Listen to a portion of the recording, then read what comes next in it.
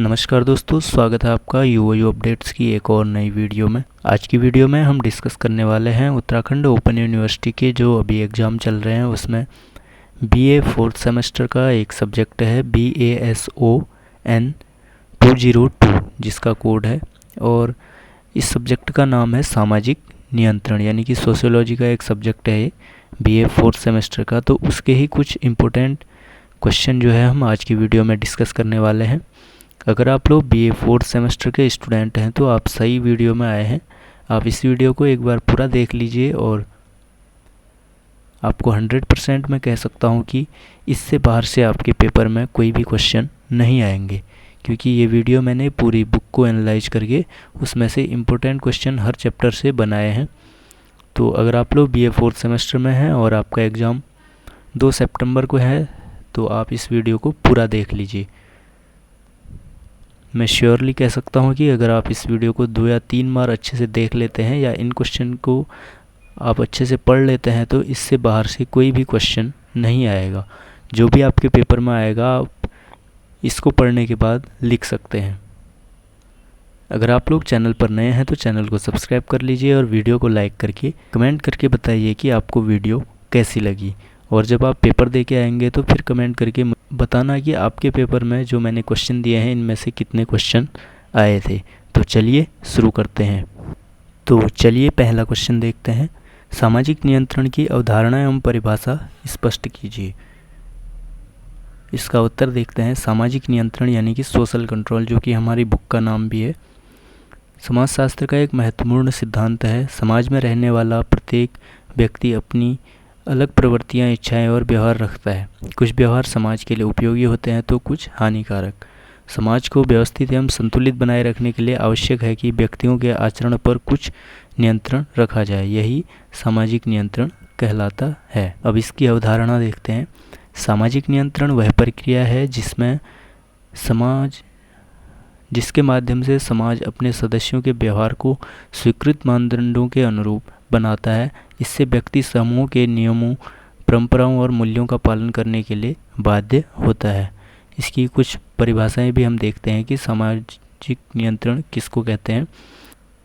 E.A. Ross के अनुसार सामाजिक नियंत्रण वह व्यवस्था है जिसके द्वारा समाज अपने सदस्यों के आचरण को नियंत्रित करता है।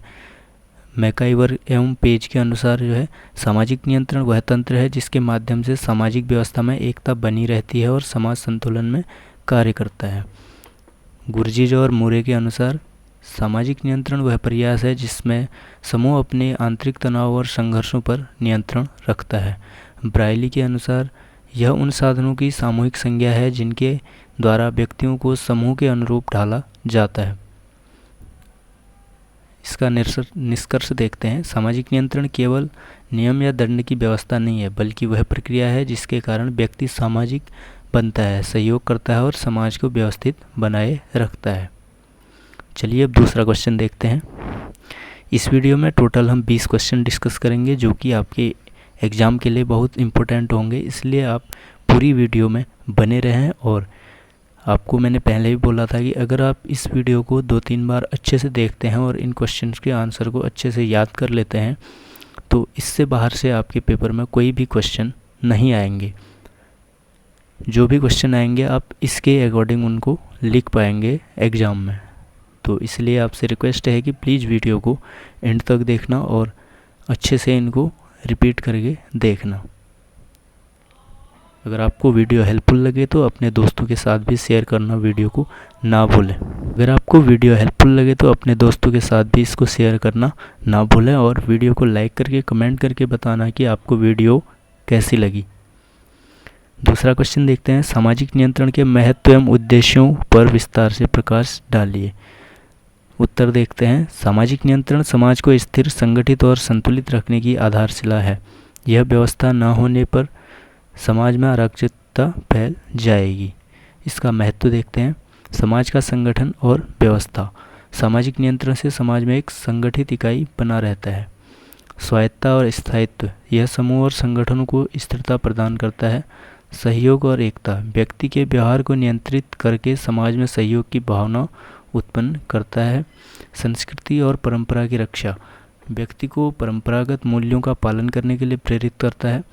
सामाजिक हित सर्वोपरि, यह व्यक्ति को व्यक्तिगत हित से ऊपर उठाकर सामूहिक हित का पालन करने को बाध्य करता है। सामाजिक और मानसिक सुरक्षा, व्यक्ति को समाज में सुरक्षित और सम्मानित अनुभव कराता है। यानी कि जो हमारा सामाजिक नियंत्रण है उसका महत्व ये आपको मैंने बताया।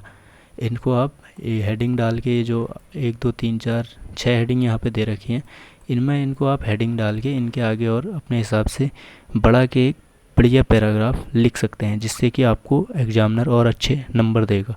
यहाँ पे मैंने आपको शॉर्ट में बताया जिससे कि आप समझ जाएं, बाकी आप इसमें अपने अकॉर्डिंग लिख सकते हैं। अब मैं आपको सामाजिक नियंत्रण का उद्देश्य बताता हूँ।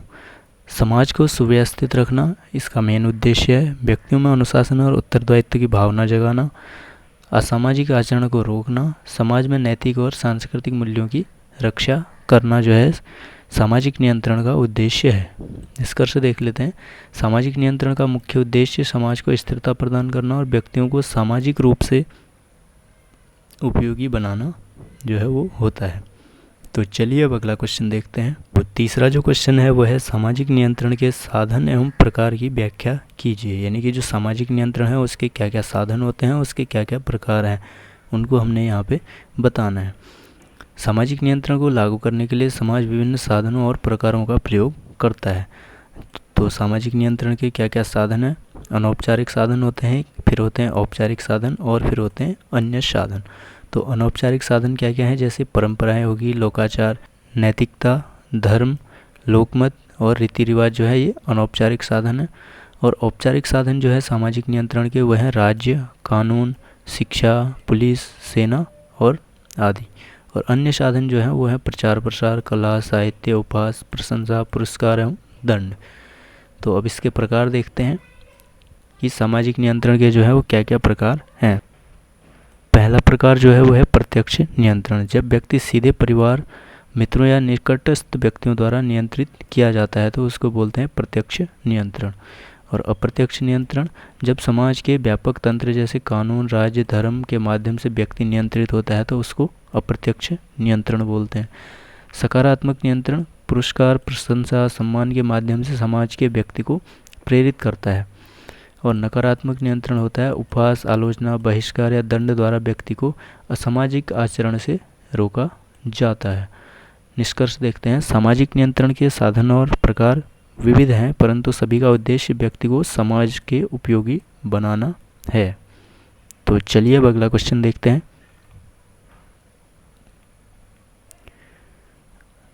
चौथा क्वेश्चन है परिवार की भूमिका सामाजिक नियंत्रण में समझाइए। यानी कि परिवार की जो है वो सामाजिक नियंत्रण में क्या भूमिका होती है।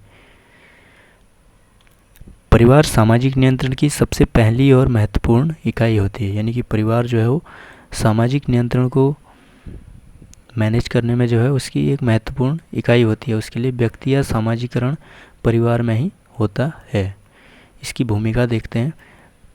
प्राथमिक सामाजिकरण, परिवार ही बच्चे को भाषा, मूल्य और नैतिकता और संस्कार सिखाता है। नैतिक शिक्षा, परिवार सही और गलत का भेद सिखाकर नैतिक अनुशासन उत्पन्न करता है। अनुशासन और दंड, माता पिता बच्चे को अनुशासन सिखाने के लिए दंड और पुरस्कार का प्रयोग करते हैं। सामाजिक मूल्यों का संरक्षण, परिवार परंपराओं, संस्कारों और धार्मिक विश्वासों को पीढ़ी दर पीढ़ी हस्तांतरित करता है। सहयोग और उत्तरदायित्व, परिवार के सदस्य मिलजुल कर रहते हैं जिससे व्यक्ति में सहयोग और जिम्मेदारी की भावना आती है। तो ये जो है भूमिका परिवार की जो है वो ये होती है। तो इसको आप और इनको हेडिंग डाल के इनके अंदर और अपने हिसाब से आप बढ़ा के पैराग्राफ में लिख सकते हैं, जिसके कि आप पे और अच्छे मार्क्स आएंगे। परिवार सामाजिक नियंत्रण का पहला और सबसे प्रभावशाली अभिकरण है। यह व्यक्ति को समाज उपयोगी बनाता है और असामाजिक प्रवृत्तियों से दूर रखता है। यानी कि परिवार जो है सामाजिक नियंत्रण में एक महत्वपूर्ण भूमिका निभाता है, जो कि व्यक्ति को समाज के उपयोगी बनाता है और असामाजिक प्रवृत्तियों से जो है वो दूर रखता है। अगर आपको वीडियो पसंद आ रही है तो वीडियो को प्लीज़ लाइक कर दीजिए, जिससे कि हमें और भी ऐसी ही वीडियो आपके लिए बनाने के लिए मोटिवेशन मिलता रहे। और चैनल पर नए हैं तो चैनल को भी सब्सक्राइब करके अपने दोस्तों के साथ शेयर ज़रूर कर दीजिए। तो चलिए अब अगला क्वेश्चन देखते हैं। क्वेश्चन है सामाजिक मानदंडों की प्रवृत्ति सामाजिक मानदंडों की प्रकृति और महत्व बताइए, यानी कि सामाजिक मानदंड जो होते हैं उनकी प्रकृति क्या होती है और उसका महत्व क्या होता है।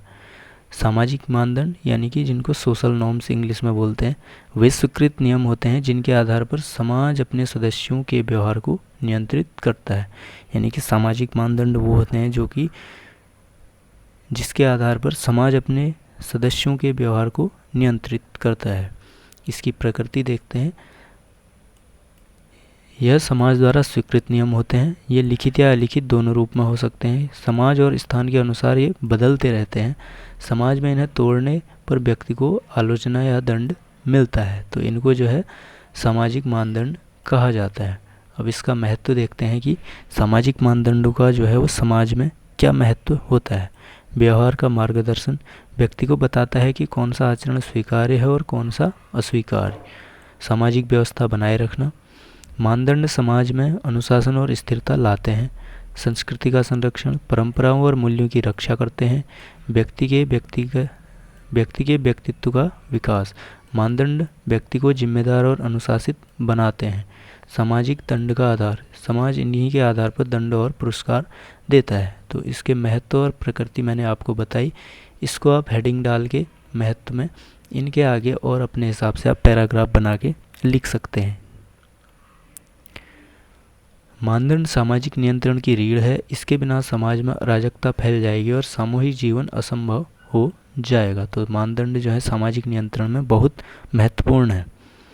तो चलिए अब अगला क्वेश्चन देखते हैं।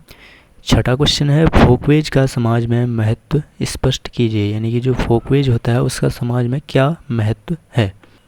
ये वीडियो लंबी हो सकती है, लेकिन आपको इस वीडियो को देखने के बाद और कोई वीडियो देखने की या कहीं से भी क्वेश्चन आंसर पढ़ने की ज़रूरत नहीं पड़ेगी। इसलिए आप वीडियो को पूरा देखिए शुरू से लास्ट तक। इसमें टोटल 20 क्वेश्चन डिस्कस किए हैं मैंने, तो उनको आप पूरा देख लीजिए। आपका एग्ज़ाम बहुत अच्छा जाएगा इसको पढ़ने के बाद। तो इसका उत्तर देखते हैं। फोकवेज समाज में प्रचलित वे सामान्य आचरण नियम हैं जिन्हें लोग स्वाभाविक रूप से मानते हैं और अपनाते हैं। ये लिखित कानून नहीं होते, बल्कि समाज में लंबे समय से व्यवहारिक तौर से चले हुए आते हैं। यानी कि व्यवहारिक जो है तौर तरीके होते हैं। परिभाषा देखते हैं कि फोकवेज क्या होता है। विलियम ग्राहम समनर ने अपनी पुस्तक फोकवेज में कहा कि फोकवेज वे आदतन बने आचरण हैं जो समाज में बिना किसी विशेष योजना के विकसित हो जाते हैं, जिन्हें समूह द्वारा स्वीकार कर लिया जाता है। तो इसकी विशेषताएं देखते हैं। ये समाज के दैनिक जीवन से जुड़े होते हैं। ये अलिखित और स्वाभाविक होते हैं। समय और परिस्थिति के अनुसार बदलते रहते हैं। इनके उल्लंघन पर समाज कड़ी सजा नहीं देता, बल्कि उपहास या आलोचना जो है करता है। तो अब इसका महत्व देखते हैं, यानी कि फोकवेज का क्या महत्व है। यहाँ पे शॉर्ट में मैंने आपको हेडिंग दे रखी है। इनको आप, जैसे मैंने आपको ऊपर भी बताया कि अपने हिसाब से इनको बढ़ा के पैराग्राफ में आप लिख सकते हैं। वो डिपेंड करता है कि आपका क्वेश्चन कितने नंबर का आ रहा है। अगर छोटा क्वेश्चन आ रहा है तो उसमें आप इसमें इतना ही लिख के भी हो जाएगा। अगर बड़ा क्वेश्चन आ रहा है तो फिर आप इसको हेडिंग बना के उसके आगे पैराग्राफ लिख सकते हैं। तो महत्व देखते हैं फोकवेज का। सामाजिक जीवन को सहज बनाना, फोकवेज दैनिक जीवन को सरल और व्यवस्थित करते हैं, जैसे अभिवादन करना, बड़ों का सम्मान करना। व्यवहार में एकरूपता लाना, समाज के सदस्यों के बीच समानता और एकता की भावना पैदा करते हैं। संस्कृति का संरक्षण, परंपराओं और आदतों के रूप में पीढ़ी दर पीढ़ी आगे बढ़ते हैं। सामाजिक अनुशासन, व्यक्ति को असामाजिक आचरण से रोकते हैं और सामाजिक मर्यादा बनाए रखते हैं। सहयोग की भावना, सामूहिक जीवन में समायोजन और सहयोग की भावना को बढ़ावा देते हैं। निष्कर्ष, फोकवेज सामाजिक नियंत्रण के अनौपचारिक साधन हैं जो समाज को सहज और संतुलित बनाते हैं। यह कठोर दंड से नहीं, बल्कि सामाजिक दबाव और परंपराओं से काम करते हैं। तो चलिए अब अगला क्वेश्चन देखते हैं। लोकाचार यानी कि मोर्स की भूमिका सामाजिक नियंत्रण में क्या होती है वो हमने बतानी है। लोकाचार फोकवेज से आगे बढ़कर समाज में नैतिक और सांस्कृतिक दृष्टि से महत्वपूर्ण आचरण है। ये समाज के लिए करना चाहिए और नहीं करना जैसे आदेशों का स्वरूप रखते हैं। परिभाषा देख लेते हैं। ग्रीन के अनुसार लोकाचार वे सामान्य आचरण नियम हैं जिन्हें समाज सही मानता है और जिनका उल्लंघन गंभीर अपराध माना जाता है। यानी कि लोकाचार वो होते हैं जो कि सामान्य आचरण नियम है जिन्हें समाज सही मानता है और जिनका उल्लंघन करना जो है गंभीर अपराध माना जाता है। और डेविस के अनुसार साधारण व्यक्तियों के मन में लोकाचारों से बड़ा कोई न्यायालय नहीं होता है। तो अब इसकी कुछ विशेषताएं देखते हैं। ये नैतिकता और समाज हित से जुड़े हुए होते हैं। इनका उल्लंघन गंभीर माना जाता है। इनकी शक्ति बहुत अधिक होती है क्योंकि ये जनमत से समर्थित होते हैं। ये समाज में स्थिरता और अनुशासन बनाए रखते हैं। तो अब इसकी भूमिका देखते हैं। नैतिक दिशा निर्देश। लोकाचार व्यक्ति को सही और गलत का भेद बताते हैं। असामाजिक व्यवहार पर रोक। अनैतिक आचरण जैसे चोरी, व्यभिचार, हिंसा आदि को नियंत्रित करते हैं। सामाजिक एकता। सामूहिक हित को सर्वोपरि मानने की भावना पैदा करते हैं। कठोर दंड का आधार। इनके उल्लंघन पर समाज बहिष्कार, कठोर आलोचना या कानूनी दंड भी देता है। संस्कृति का संरक्षण। लोकाचार पीढ़ी दर पीढ़ी हस्तांतरित होकर सामाजिक जीवन को स्थिर बनाए रखते हैं। इसका निष्कर्ष देख लेते हैं। लोकाचार सामाजिक नियंत्रण का शक्तिशाली साधन है। ये समाज के नैतिक ढांचे को सुरक्षित रखते हैं और असामाजिक प्रवृत्तियों को रोककर समाज को एकजुट बनाए रखते हैं। तो चलिए अब अगला क्वेश्चन देखते हैं। अगला जो क्वेश्चन है वो है प्रश्न 8। समाज का धर्म का सामाजिक नियंत्रण में योगदान बताइए। यानी कि धर्म का जो है सोशल कंट्रोल में क्या रोल होता है, तो वो देखते हैं। धर्म यानी कि रिलीजन, जिसको इंग्लिश में बोलते हैं, सामाजिक नियंत्रण का सबसे पुराना और प्रभावशाली साधन है।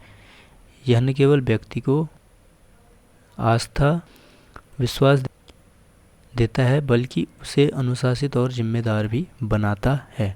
धर्म का स्वरूप देखते हैं अब हम। यह विश्वासों, आचारों और नैतिक मूल्यों की एक प्रणाली है। यह व्यक्ति को आत्मा, पुनर्जन्म, स्वर्ग, नरक आदि की अवधारणाओं से बांधता है। यह धार्मिक कर्तव्यों और अनुष्ठानों के माध्यम से जीवन को नियंत्रित करता है। सामाजिक नियंत्रण में धर्म की भूमिका अब देखते हैं। यहाँ पे शॉर्ट में आपको दे रखा है, इसको आप पैराग्राफ में बना के लिख सकते हैं। नैतिक अनुशासन। धर्म सही और गलत का ज्ञान कराता है। भय और आस्था का संयोजन। स्वर्ग, नरक और पुनर्जन्म की मान्यता से व्यक्ति असामाजिक कार्य करने से डरता है। एकता और सहयोग। धार्मिक उत्सव, पूजा पाठ और संस्कार लोगों में सामूहिकता की भावना उत्पन्न करते हैं। संस्कार और परंपरा का संरक्षण। धर्म परंपराओं को संरक्षित रखता है और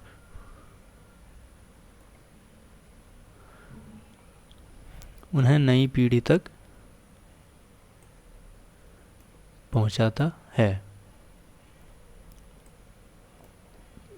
समाज सुधार। संतों और महापुरुषों ने धर्म के माध्यम से समाज में सुधार लाने के कार्य किया है। निष्कर्ष देख लेते हैं। धर्म केवल ईश्वर भक्ति नहीं है बल्कि यह समाज को नियंत्रित करने और नैतिक मूल्यों को बनाए रखने का एक शक्तिशाली साधन भी है। तो चलिए अब अगला क्वेश्चन देखते हैं।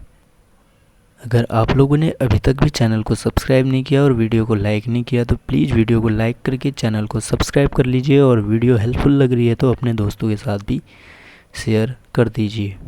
तो अगला जो प्रश्न है, 9वां प्रश्न, नैतिकता यानी कि जिसको मोरालिटी कहते हैं का सामाजिक जीवन पर प्रभाव बताइए। यानी कि नैतिकता का जो है वो सामाजिक जीवन पर क्या प्रभाव पड़ता है। नैतिकता सामाजिक नियंत्रण का वह साधन है जो व्यक्ति को अच्छे और बुरे, उचित और अनुचित का आचरण का ज्ञान कराती है। परिभाषा देखते हैं। डॉक्टर अग्रवाल के अनुसार नैतिकता का संबंध उन नियमों से है जो व्यक्ति को उचित और अनुचित का बोध कराते हैं। अगर आप परिभाषा लिखेंगे तो अगर आप ऐसे लिखते हैं कि डॉक्टर अग्रवाल के अनुसार, या जैसे ऊपर भी आपको मैंने 2-3 परिभाषाएं बताएं, तो इसमें आपको और अच्छे मार्क्स मिलने के चांसेस होते हैं। वैसे आप इसको भी लिख सकते हैं कि नैतिकता क्या होता है, और अगर आप ऐसे लिखते हैं तो ये भी और अच्छा है। चलो अब इसकी विशेषताएं देखते हैं। नैतिकता विवेक और आत्मानुशासन पर आधारित होती है। यह समाज के मान्य मूल्यों से संबंधित होती है। यह व्यक्ति को सामाजिक और सांस्कृतिक आदर्शों के अनुसार ढालती है। इसका पालन व्यक्ति स्वेच्छा से करता है, न कि केवल दंड के भय से। इसका प्रभाव हम देखते हैं। व्यक्तिगत जीवन पर क्या प्रभाव पड़ता है नैतिकता का। नैतिकता व्यक्ति को ईमानदार, सहिष्णु और जिम्मेदार बनाती है। सामाजिक जीवन पर क्या प्रभाव पड़ता है। समाज में विश्वास, सहयोग और शांति की स्थापना होती है। संस्कृति का संरक्षण। नैतिकता समाज के उच्च मूल्यों को पीढ़ी दर पीढ़ी आगे बढ़ाती है। सामाजिक एकता। व्यक्ति को व्यक्तिगत हित से ऊपर उठाकर सामूहिक हित की ओर प्रेरित करती है। असामाजिक कार्यों पर रोक, नैतिक अनुशासन से चोरी, हिंसा, छल कपट जैसी प्रवृत्तियां नियंत्रित होती हैं। तो इसका निष्कर्ष देख लेते हैं। नैतिकता सामाजिक नियंत्रण का आत्मिक साधन है। यह बाहरी दंड के बजाय आत्मा की आवाज़ और विवेक के आधार पर व्यक्ति को नियंत्रित करती है। तो चलिए अब अगला क्वेश्चन देखते हैं। राज्य की भूमिका सामाजिक नियंत्रण में क्या होती है उसको बताना है, यानी कि जो स्टेट होता है उसकी सामाजिक नियंत्रण में क्या भूमिका है। राज्य सामाजिक नियंत्रण का औपचारिक और शक्तिशाली साधन है। यह समाज को संगठित रूप में चलाने के लिए कानून, प्रशासन और दंड व्यवस्था प्रदान करता है। राज्य का स्वरूप, राज्य यह राजनीतिक संगठन है जो अपने क्षेत्र और जनता पर सर्वाधिक अधिकार रखता है। यह समाज को अनुशासित और सुरक्षित रखने के लिए नियम और कानून बनाता है। इसकी भूमिका देखते हैं। कानून निर्माण, यह कानून बनाकर समाज में व्यवस्था स्थापित करता है। न्याय व्यवस्था, अदालतें अपराधियों को दंड देती हैं और न्याय सुनिश्चित करती हैं। पुलिस और प्रशासन, पुलिस असामाजिक गतिविधियों पर रोक लगाकर व्यवस्था बनाए रखती है।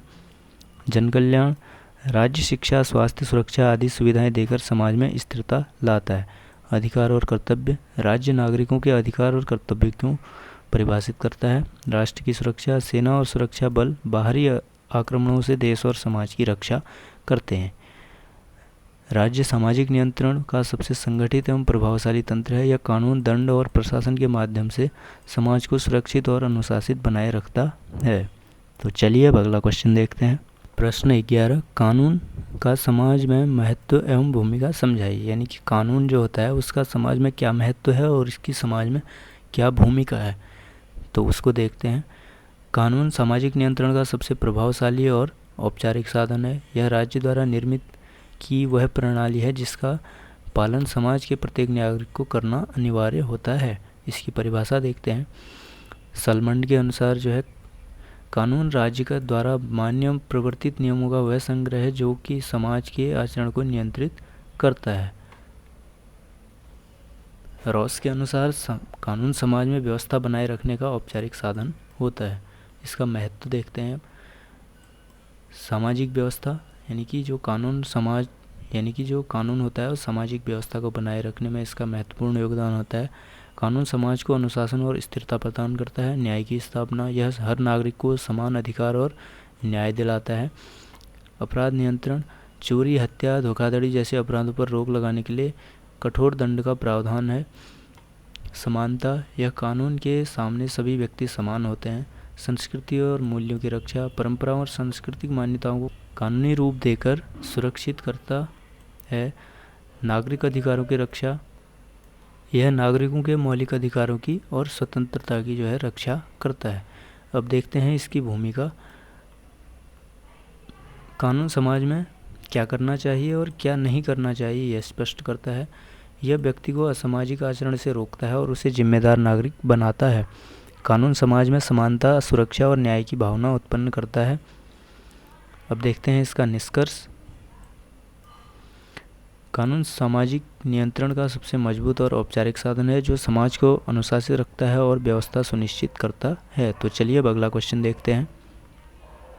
अगला जो क्वेश्चन है वह है शिक्षा सामाजिक नियंत्रण का प्रभावी साधन कैसे है, यानी कि सामाजिक नियंत्रण में जो है शिक्षा का क्या योगदान है या ये क्या करती है। तो चलिए देखते हैं।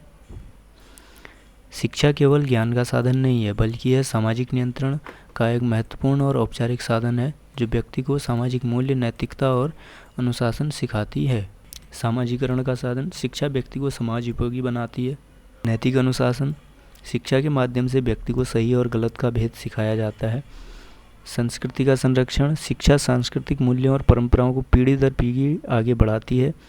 राष्ट्रीय एकता, शिक्षा से नागरिकों में देशभक्ति और एकता की भावना उत्पन्न होती है। लोकतांत्रिक मूल्यों का विकास, शिक्षा स्वतंत्रता, समानता और बंधुत्व की भावना को प्रोत्साहित करती है। व्यक्तिगत विकास, शिक्षा व्यक्ति को अनुशासित, जिम्मेदार और योग्य नागरिक बनाती है। तो चलिए अब इसका निष्कर्ष देखते हैं। शिक्षा सामाजिक नियंत्रण सबका सबसे सकारात्मक साधन है। यह बाहरी दबाव से नहीं बल्कि आत्मिक ज्ञान और संस्कारों के माध्यम से व्यक्ति को अनुशासित करती है। अगला जो क्वेश्चन है वो है प्रेस, यानी कि 13 क्वेश्चन जो है, प्रेस की भूमिका सामाजिक नियंत्रण में बताइए। यानी कि जो प्रेस होती है हमारी, मीडिया वगैरह, तो वो जो है उसकी सामाजिक नियंत्रण में क्या भूमिका होती है। प्रेस, जिसको प्रिंट मीडिया भी कहते हैं, समाज में विचारों और सूचनाओं का मुख्य स्रोत है। अखबार, पत्र पत्रिकाएं और आदि जनमत निर्माण और सामाजिक नियंत्रण में बहुत महत्वपूर्ण भूमिका निभाती है। इसकी भूमिका देखते हैं अब। जनमत निर्माण, प्रेस समाज में विभिन्न मुद्दों पर जनमत तैयार करता है। सत्य का उद्घाटन, प्रेस भ्रष्टाचार, अन्याय और अपराधों को उजागर करके समाज को सतर्क करता है। सामाजिक सुधार, प्रेस समाज सुधार आंदोलन को प्रोत्साहित करता है। संस्कृति और परंपरा का संरक्षण, साहित्य और संस्कृति को जनता तक पहुंचाकर सामाजिक एकता बनाए रखता है। अपराध नियंत्रण, अपराधों की रिपोर्टिंग करके अपराधियों को भय उत्पन्न करता है। और राजनीतिक नियंत्रण, यह शासकों की नीतियों की आलोचना कर सरकार को जिम्मेदार बताता है। प्रेस सामाजिक नियंत्रण का प्रभावशाली साधन है। यह लोगों की सोच और आचरण को प्रभावित कर समाज को दिशा निर्देश प्रदान करता है। अब देखते हैं अगला क्वेश्चन, जो कि है रेडियो का सामाजिक जीवन पर प्रभाव समझाइए। यानी कि जो रेडियो होते हैं उनका सामाजिक जीवन पर क्या प्रभाव पड़ता है। रेडियो जनसंचार का एक शक्तिशाली माध्यम है। दूर दराज के लोगों तक आसानी से पहुंचता है और सामाजिक नियंत्रण में सहायक होता है। अब इसकी भूमिका देखते हैं। सूचना का प्रसार, रेडियो समाचार और घटनाओं को तुरंत समाज तक पहुंचाता है। शिक्षा का साधन, शैक्षिक कार्यक्रमों के माध्यम से ज्ञान और मूल्य प्रदान करता है। संस्कृति का प्रसार, संगीत, नाटक और लोक कला के कार्यक्रम संस्कृति को जीवित रखते हैं। जनमत निर्माण, रेडियो राष्ट्रीय और सामाजिक मुद्दों पर जनमत तैयार करता है। राष्ट्रीय एकता, आपदाओं, युद्ध और राष्ट्रीय संकट के समय रेडियो एकता और सहयोग की भावना उत्पन्न करता है। अपराध और अराजकता पर रोक, सामाजिक संदेश और जागरूकता फैलाकर सामाजिक प्रवृत्तियों को नियंत्रित करता है। अब देखते हैं निष्कर्ष। रेडियो केवल मनोरंजन का साधन नहीं बल्कि यह शिक्षा, जनमत और अनुशासन का एक प्रभावशाली साधन होता है। तो चलिए अब अगला क्वेश्चन देखते हैं। अगला 15वां क्वेश्चन है चलचित्र, यानी कि सिनेमा जो होते हैं उसका सामाजिक नियंत्रण का साधन कैसे होते हैं। तो चलिए देखते हैं। अगर आपको वीडियो अच्छी लग रही है तो वीडियो को लाइक कर दीजिए और चैनल पर नए हैं तो चैनल को सब्सक्राइब भी कर दीजिए। चलचित्र यानी कि सिनेमा जो है आधुनिक युग का सबसे प्रभावशाली जनसंचार माध्यम है। यह केवल मनोरंजन ही नहीं करता बल्कि लोगों के विचार और व्यवहार को गहराई से प्रभावित करता है। भूमिका देखते हैं इसकी। समाज नियंत्रण में क्या भूमिका होती है सिनेमा की। सामाजिक शिक्षा, सिनेमा सामाजिक समस्याओं जैसे दहेज, नशा, भ्रष्टाचार पर फिल्में बनाकर जागरूकता फैलाता है। नैतिक शिक्षा, अच्छे चरित्र और आदर्श प्रस्तुत करके लोगों को प्रेरित करता है। संस्कृति का प्रचार, क्षेत्रीय भाषाओं, लोक कला और परंपराओं को बढ़ावा देता है। असामाजिक प्रवृत्तियों पर रोक, अपराध और हिंसा के विरुद्ध संदेश देकर सामाजिक अनुशासन को प्रोत्साहित करता है।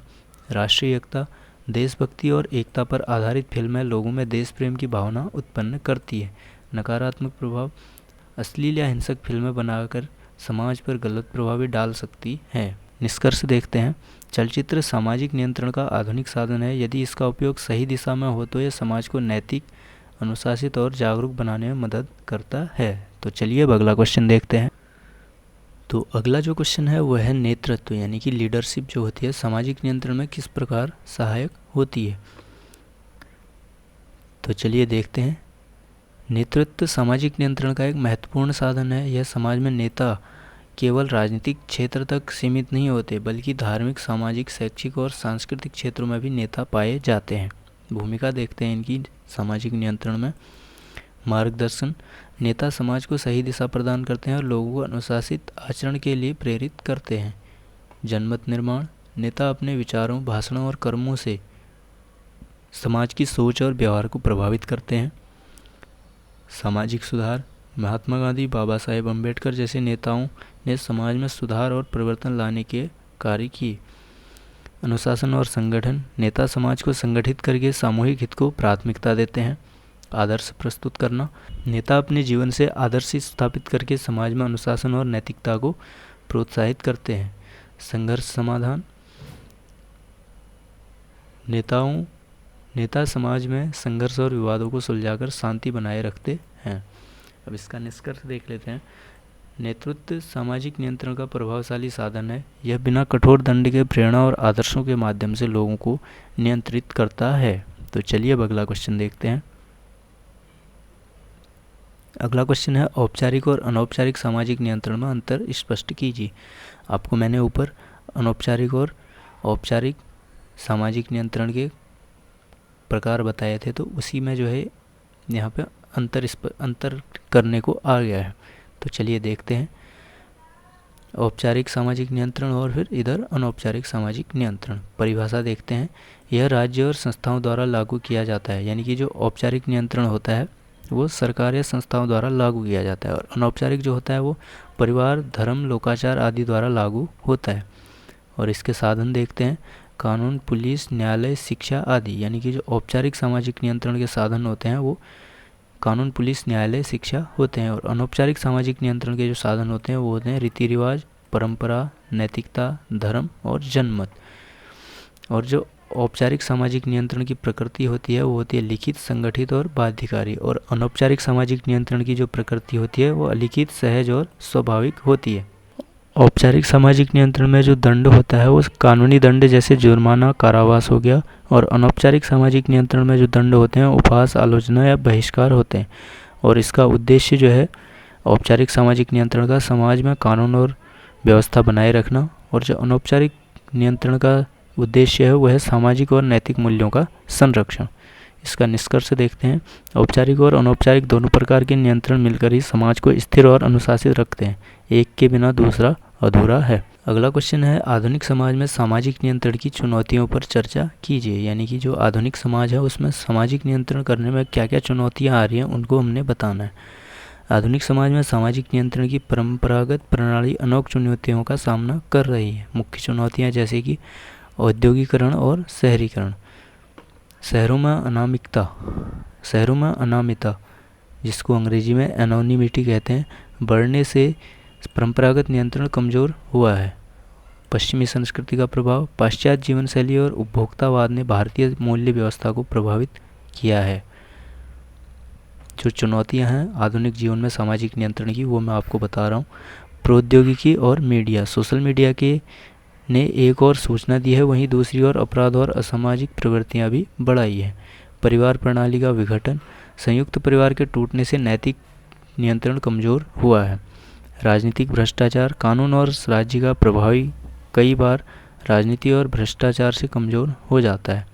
वैश्वीकरण, विश्व संस्कृति और मूल्य स्थानीय परंपराओं को चुनौती दे रहे हैं। निष्कर्ष देखते हैं। आधुनिक समाज में सामाजिक नियंत्रण की चुनौतियों का सामना शिक्षा, नैतिक मूल्यों, सशक्त कानून और सकारात्मक मीडिया के माध्यम से किया जा सकता है। तो चलिए अब अगला क्वेश्चन देखते हैं।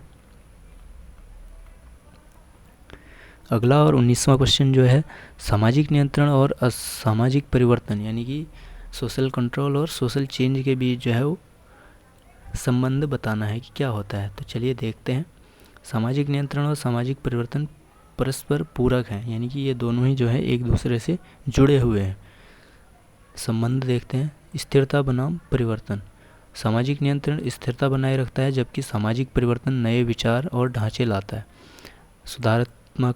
सुधारात्मक भूमिका, परिवर्तन के दौरान नियंत्रण समाज को संतुलित रखता है। नई मान्यताओं का स्वीकार, परिवर्तन से नए मूल्य आते हैं जिन्हें धीरे धीरे नियंत्रण स्वीकार कर लेता है। संघर्ष समाधान, परिवर्तन से उत्पन्न तनाव को नियंत्रित कम करता है।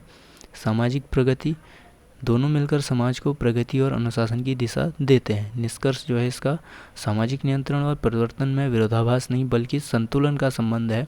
नियंत्रण व्यवस्था को बनाए रखता है जबकि परिवर्तन समाज को आगे बढ़ाता है। तो चलिए इसी के साथ अब आज का लास्ट क्वेश्चन देखते हैं।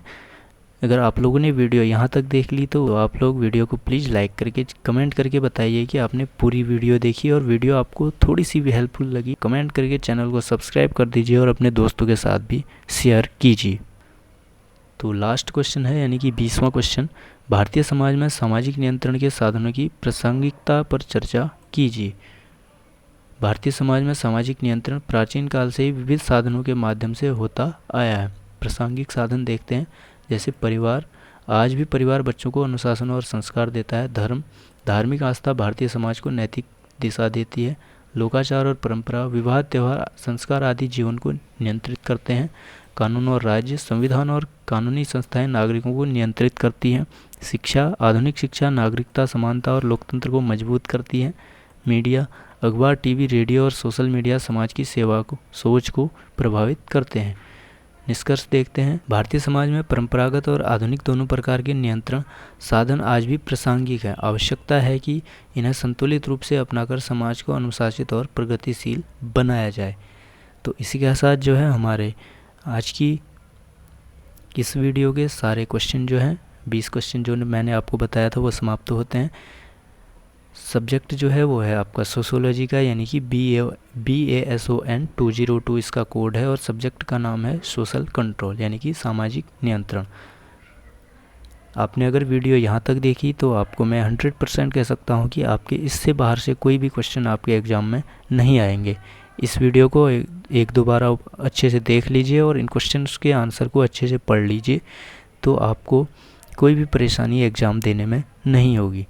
अगर आप लोगों ने चैनल को सब्सक्राइब नहीं किया तो चैनल को सब्सक्राइब करके वीडियो को लाइक कर दीजिए। मिलते हैं ऐसी ही एक और नई वीडियो के साथ, तब तक के लिए बाय बाय।